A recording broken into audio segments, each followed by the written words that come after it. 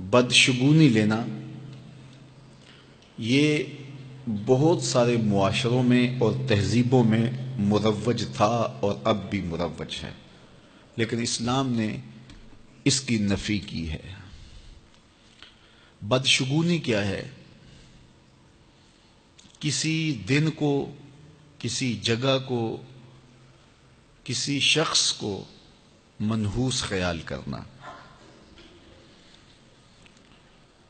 بعض لوگ جانوروں کے بولنے سے بدشگونی لیتے ہیں کہ الو بول پڑا ہے تو یہ کام ہم نے نہیں کرنا، بلی نے راستہ کاٹ دیا ہے تو یہ کام ہم نے نہیں کرنا۔ اسی طرح بعض اشخاص کو منحوس خیال کیا جاتا ہے کہ بعض لوگ منحوس ہیں۔ عموماً بعض خاندانوں کے اندر کسی عورت کو منحوس خیال کر لیا جاتا ہے اور پورے خاندان کے لوگ اس کے بارے میں یہ رائے قائم کر لیتے ہیں کہ یہ منحوسہ ہے، اور یہ اگر صبح صبح اس سے ملاقات ہو گئی تو پھر سارا دن خراب گزرے گا۔ تو یہ ایک تصور ہے بدشگونی کا جو ہماری معاشرت کے اندر پایا جاتا ہے۔ جاہلیت کے زمانے میں یہ ساری چیزیں موجود تھیں۔ آقا کریم علیہ السلام تشریف لائے تو آقا کریم علیہ السلام نے ان ساری چیزوں کی نفی کی اور اللہ پر توکل کرنا، اللہ پر بھروسہ کرنا سکھایا۔ علماء کی صحبت میں بیٹھنے والے لوگ کافی حد تک ان چیزوں سے بچے رہتے ہیں۔ عام لوگوں کی زندگیوں کے اندر یہ چیزیں موجود ہوتی ہیں۔ جاہل پیروں، ملنگوں اور یہ بنگیوں چرسیوں کے پاس بیٹھنے والے لوگوں کے اندر تو کوٹ کوٹ کے یہ ہندوانہ چیزیں رچی بسی ہوتی ہیں۔ اس لیے ہمیں شریعت بیضاء کے مطابق ہی اپنی زندگی گزارنی چاہیے اور اپنے نظریات شریعت سے ہی لینے چاہیے۔ اہل علم کی صحبت میں بیٹھنے سے نور ملتا ہے اور حقیقی رستہ نصیب ہوتا ہے۔ تو کسی کو منحوس قرار دے دینا یہ ہماری اپنی اختراع ہوتی ہے، ہمارا اپنا وسوسہ باطن ہوتا ہے۔ حضور نے ارشاد فرمایا ایک تو متعدی مرض نہیں ہے کہ اگر میں اس کے پاس بیٹھا تو یہ مرض مجھے اس سے لگ جائے گی۔ دوسری بات ارشاد فرمائی ولا حامتا، الو کا بولنا کوئی معنی نہیں رکھتا، اس کی آواز کوئی معنی نہیں رکھتی۔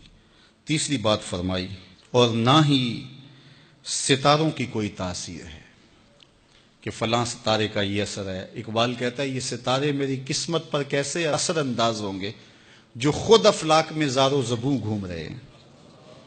وہ بعض کہتے ہیں ہاتھ کی لکیریں کام کرتی ہیں، جی یہ تیری ہاتھ میں فلاں چیز کی لکیر ہی نہیں ہے، فلاں کی لکیر۔ وہ بیٹھے ہوتے ہیں نا فٹ پاتھ کے اوپر پروفیسر بابا جو قسمت کا حال بتاتے ہیں اور 10 روپے لیتے ہیں، تو وہ بتا رہے ہوتے ہیں تیری قسمت میں یہ ہے، تیری قسمت میں یہ ہے، تیری قسمت میں یہ ہے۔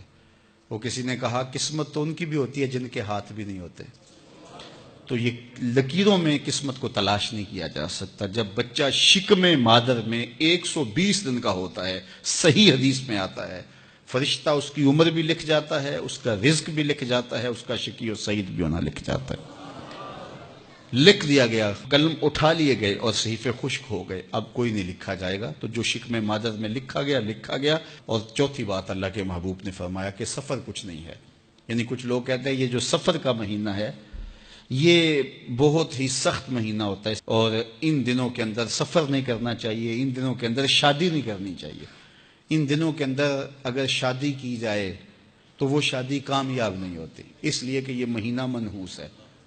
میں آپ کو بتاتا ہوں کہ اس سفر کے مہینے میں سیدنا علی کی شادی حضرت سیدہ فاطمہ سے ہوئی ہے۔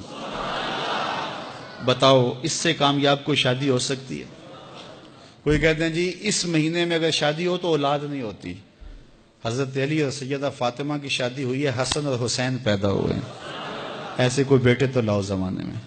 حضرت زینب رضی اللہ تعالی عنہا اور حضور کی شادی ماہ صفر المظفر میں ہوئی ہے۔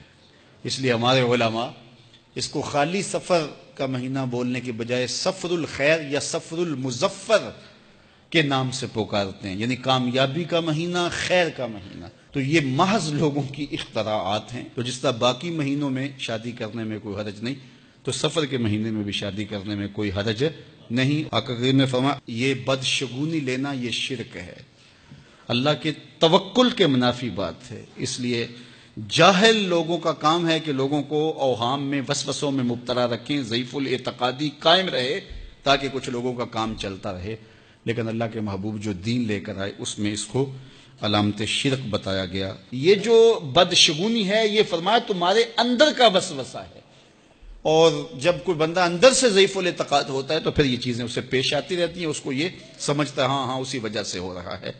تو یہ چیزیں انسان کی زندگی پر بہت زیادہ اثر انداز ہوتی۔ اللہ مجھے آپ کو اپنی رحمتوں کے حصار میں رکھے۔